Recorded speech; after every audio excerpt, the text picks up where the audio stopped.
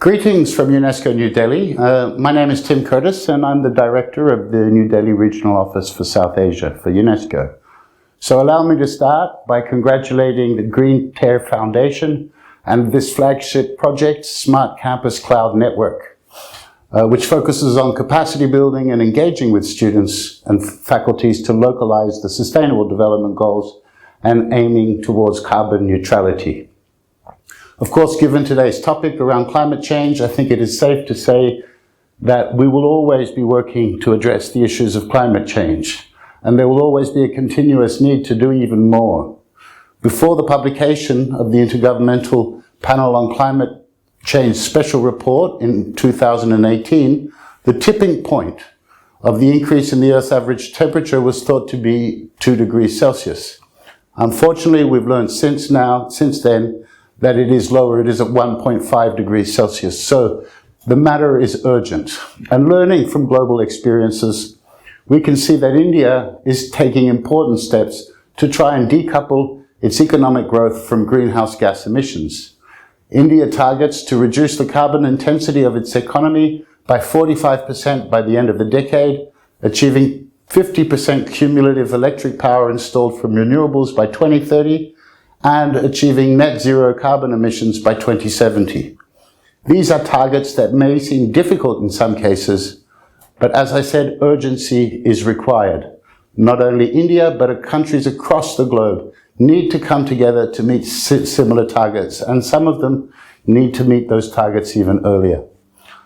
To achieve net zero carbon emissions by 2070, the role of youth is of course extremely important, as it is the young people who are the leaders and inheritors of the world of tomorrow.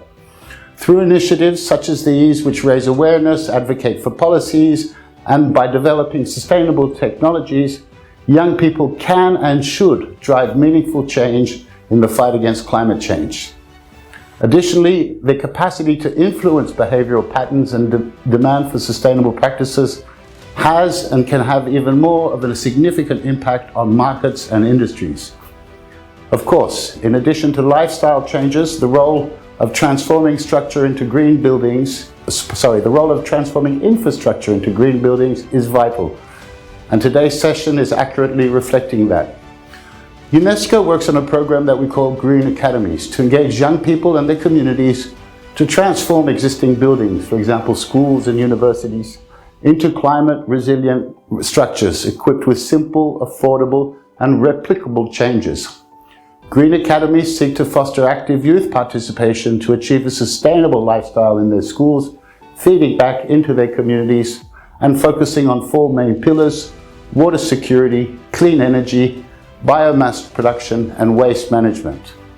The aim of the U75 Not Zero Net Zero University Campuses initiative to equip today's youth for the future by providing hands-on skill-building exercises and the transformation of university campuses into living labs, which are focused on the Sustainable Development Goals and carbon neutrality net zero, aligns perfectly with the work we are doing with UNESCO, and we're happy to be here today to show our support for this.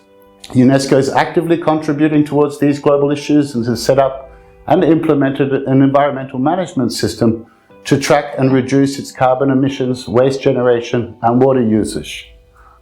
With a focus on youth empowerment, sustainable infrastructure, and global partnerships, we are poised all to make meaningful strides towards a carbon neutral future. And UNESCO is fully committed to partnerships such as these that foster environmental stewardship and biodiversity preservation. Together, we can build a more resilient and sustainable world for generations to come. I wish I was able to be with you today. Unfortunately, that's not the case, but I'm sure and hope for a wonderful workshop and seminar ahead. Thank you.